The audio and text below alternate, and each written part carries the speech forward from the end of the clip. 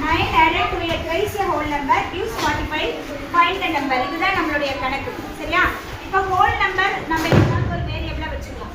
இப்போ a number னு போட்டு a whole number அப்படினு போட்டு x ஆ y ஆ z ஆ ஏதாவது ஒரு whole number வச்சுக்கலாம்.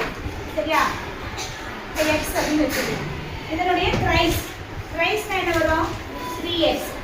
அடுத்து added 9. 9 ஆட் பண்ணும்.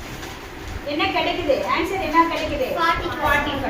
அப்ப நமக்கு லீனியர் ஈக்குவேஷன் ஃபார்ம் ஆயிடுச்சா? Yes miss. thrice a number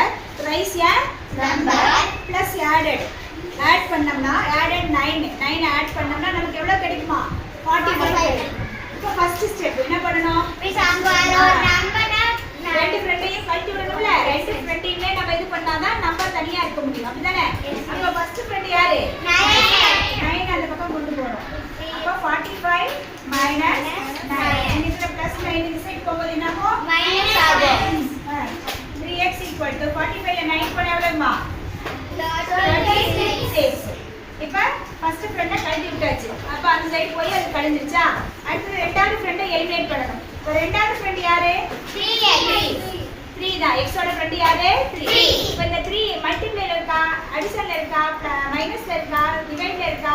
மல்டிப்ளைல இருக்கு. மல்டிப்ளைல இருக்கு. 3 into x தான் 3x னு சொல்றோம். அது அப்படியே அப்ப என்ன பண்ணனும்? இந்த சைடு வரும்போது என்ன ஆகும்? வகுத்தல் டிவைட் ஆகும். அப்ப என்ன பண்ணுவோம்? 36 divided by 3. 36 ஆ 3 ஆல டிவைட் பண்றோம். 36 ஆ 3 ஆல டிவைட் பண்ணா என்ன வரும்?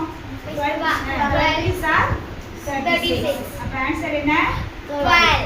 x ஓட வேல்யூ 12. ஓகேவா? Okay.